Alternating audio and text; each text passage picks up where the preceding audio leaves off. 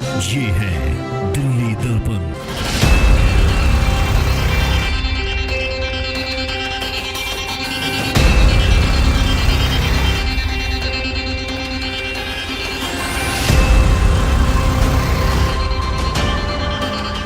दिल्ली में मारपीट और गुंडागर्दी की घटनाएं आम हैं।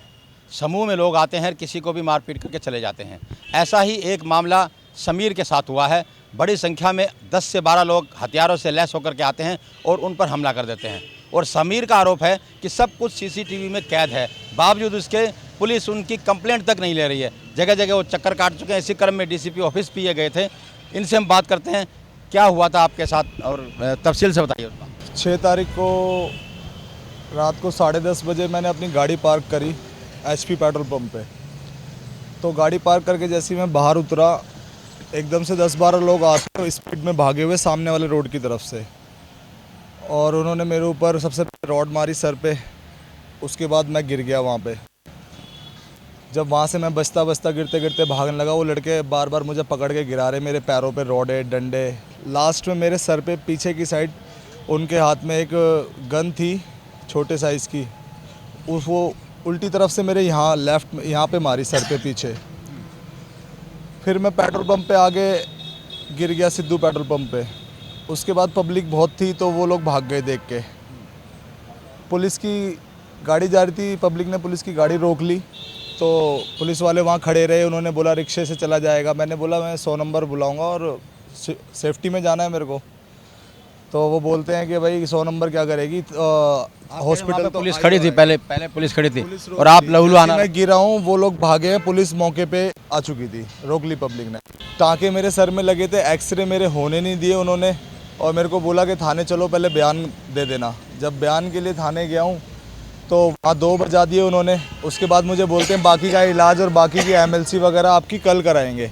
उसके बाद कल तो वो मेरे को अटेंड ही नहीं कर रहे हैं। उसके बाद से फिर मैं हॉस्पिटल जा रहा हूँ दोबारा। फिर मैंने 100 नंबर कॉल करी, कम से कम 5 बार मैंने 100 नंबर कॉल करी। पुलिस बिल्कुल नहीं सुन रही थी मेरी। परसों DCP ऑफिस आया मैं, यहाँ पर भी मेरी किसी ने कोई चोटें नहीं देखी, कुछ नहीं। बस ये बोल दिया कि 100 नंबर कॉल की रिसीविंग लगा के लाओ। इसमें बंदा तुम्हारे सामने खड़ा, रिसीविंग की क्या ज़रूरत है। मैं बोल रहा हूँ वहाँ SHO साहब को बोलता हूँ मैं, जो यहाँ से कॉल गई थी, मेरे को भेजा था कि जाओ ब्रावो साहब के पास। वो बोलते हैं तेरे कहने से थोड़ी लिख लेंगे जो तू बोलेगा, इस तरीके से बोलते हैं वो। नहीं तो वो कौन लोग थे? क्योंकि जिस तरह से आपके साथ मारपीट हमने भी आपके देखे हैं, क्या आप जानते थे, कोई रंजिश थी आपकी? नहीं, मैं ऐसे अचानक अगर लूट के मकसद से भी आते तो आपसे लूट लेके चले जाते। आपके साथ मारपीटाई क्यों हुई है? मार पिटाई का जी मुझे पता नहीं चल पा रहा कि क्यों हुई है, क्योंकि पहले से ही वहाँ पे लोग खड़े हुए थे मेरे लिए। तो पहले से उनको सब पता होगा कि मैं आने वाला हूँ वहाँ पे। इसमें कोई ना कोई बंदा ज़रूर ऐसा है जो हमारे सर्कल का ही होगा जिसने ये सब करवाया है। अब ये तो जब पता चलेगा। आइडिया तो होगा ना, कोई रंजिश है आपकी, क्या किसी से कोई चल रहा होगा? गाड़ी खड़ी करके जब मैं घर पहुँचने वाला था तो उससे पहले ही सारा सीन मेरे साथ ये सब हुआ है। आप कह रहे हैं कि उनके साथ जो जैन आप बता रहे हैं, उनकी सपोर्ट करने के लिए, करने से रोकने के लिए या उसकी सज़ा देने के लिए आप साथ? सर हो सकता है कि 1 महीने से लगा हुआ था। काफ़ी लोगों को मैंने फेस भी करा जो घर पे इनके लड़ाई करने आते थे। तो इनके मम्मी पापा बहुत एजिड हैं, तो वो उनको बहुत प्रॉब्लम हो रही थी। तो वो थे नहीं जैन साहब, तो मैं ही देखभाल कर रहा था, आ रहा जा रहा था। तो अच्छा, आप कह रहे हैं कि पुलिस आपकी सुन नहीं रही। आपने क्या CCTV तस्वीरें दिखाई है उसकी? और क्या वो लोग कौन थे? उनके मतलब हथियार थे उनके हाथ में, डंडे थे, क्या थे? हाँ जी, बाद में जब मौके पे रात को पुलिस आई है, उन्होंने टूटे हुए डंडे भी वहाँ से उठाए हैं पुलिस वालों ने। ठीक है, बाकी उन्होंने मुझे टोटली इग्नोर मारा है पूरा। अभी तक कोई रिसीविंग नहीं दी है। मैं थाने में परसों खड़ा होकर यहाँ से भी गया हूँ, DCP ऑफिस से कॉल गई है, फिर भी मुझे रिसीविंग नहीं दी, मेरी कंप्लेंट नहीं ली। और क्या नाम है, जब मैंने वहाँ से भी 100 नंबर कॉल करी है तो पुलिस वाले भी टोटली कुछ नहीं कर रहे कि मतलब मेरी रिसीविंग मुझे कंप्लेंट की दे दो। कह रहे तेरे कहने से हम नहीं लिखेंगे कुछ भी। तो फिर किसके कहने से लिखेंगे? मुझे तो पता ही नहीं ना। मेरे साथ चोट हुई है, जान से मारने की पूरी कोशिश थी। पता नहीं कैसे कैसे मैं वहाँ से बचा हूँ, भागा हूँ वहाँ से उठ के। आपने बताया नहीं कि उनके हाथ में क्या थे? सब बताया है। आप हमारे दर्शकों को बताइए क्या था उनके हाथ में? उनके हाथ में रॉड थी और डंडे थे। एक के हाथ में इतनी बड़ी छोटी तलवार थी, वो सरदार था, लंबा सा पतला सा। एक तगड़ा सा था कम हाइट का, उसके हाथ में पिस्टल थी। उसने मेरे पीछे से यहाँ पे मारी।